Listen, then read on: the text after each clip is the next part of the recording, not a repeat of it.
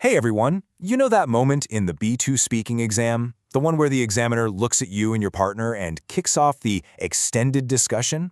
Yeah, that little jolt of panic is super common. But don't worry, you're in exactly the right place. Today, we're going to break down part 4 piece by piece and turn that anxiety into pure confidence. So here's our game plan. First, we'll look at why part 4 can feel so tricky. Then, I'm going to give you a fantastic structure called OREC. After that, we'll dive into the art of a great conversation, look at some common mistakes to sidestep, and finally, we'll talk about the winning mindset you need to absolutely nail this. All right, let's jump right in. Section 1, the challenge of part 4. So what makes this part of the exam so different? Well, it's all about moving from a structured task into a much more natural, free-flowing discussion. So what is it officially? It's a 4-minute chat that spins directly out of the topic you just covered in part 3. The examiner's going to throw out these really open questions, and they're designed to see how you handle more abstract, complex ideas. The key thing to remember is there are no right or wrong answers here. It's all about how you discuss them. Now, this is super important because it tells you exactly what the examiner is listening for. They want to see you develop your ideas, right? They're listening for a good range of grammar and vocabulary, but honestly, the big one here is interactive communication. They need to see you reacting to your partner. This is not a monologue, it's a duet, and that's why having a strategy is an absolute game changer. So, how do you build that perfect answer? Well, that brings us to our solution, a simple, powerful structure. Instead of just grabbing for the first thought that pops into your head, you need a framework. Let me introduce you to my favorite one, OREC. Okay, this is your secret weapon. Seriously, it's so easy. First, give your opinion. Just state what you think. Then, give your reason. Why do you think that? After that, and this is crucial, give a specific example to make your point real. And finally, just wrap it up with a quick conclusion. OREC. It's memorable, and make sure you give a full, well-supported answer every single time. And here it is in action. Check this out. The opinion? Yes, I think exercise is essential. Simple. The reason? The main reason is that it improves both physical and mental health. Makes sense. The example? For example, many people who exercise regularly feel less stressed. Perfect, really specific. And the conclusion? So overall, it is an important habit. See? It's not long, but it's complete. It's developed. It ticks all the boxes.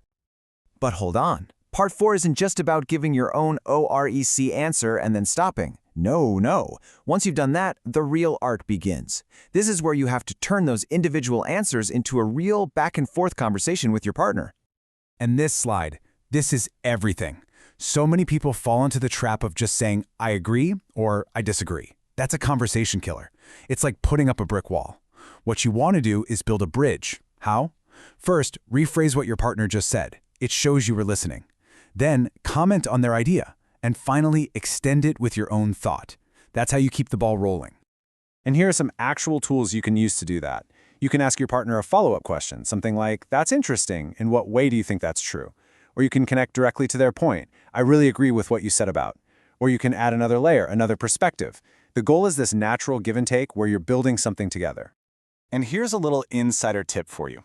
The examiner doesn't want to have to keep asking questions. They would much rather just sit back, relax, and listen to the two of you have a fantastic, interesting discussion. If you can make that happen, if you and your partner can keep the conversation going on your own, you're showing them an incredibly high level of skill. Okay, so we've talked a lot about what you should do. Now let's flip it. Let's talk about what not to do.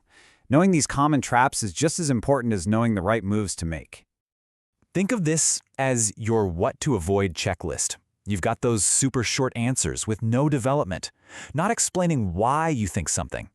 Oh, and the big one, totally ignoring your partner and just going on a monologue, or forgetting to use examples. And of course, getting stuck in the loop, using the same simple words again and again. Any of these can really hold you back from showing what you can do. And really, the master key to avoiding all of those mistakes is this right here, active listening. It's not just about waiting for your turn to talk. It's about actually hearing what your partner says so you can respond to their real point. Because remember, the examiner could turn to you at any moment and ask, and what do you think? If you weren't listening, you're going to be in a very tough spot.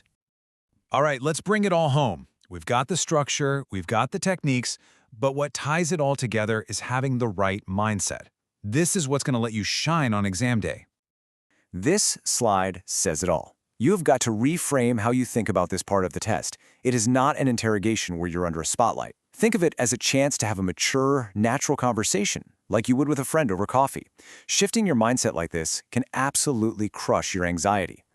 So here are your final takeaways. First, try to relax and just be yourself. Second, your partner is your ally, not your competition. If you help them shine, you'll shine too. Third, please do not memorize answers. It sounds so unnatural, and trust me, the examiners can spot it a mile away.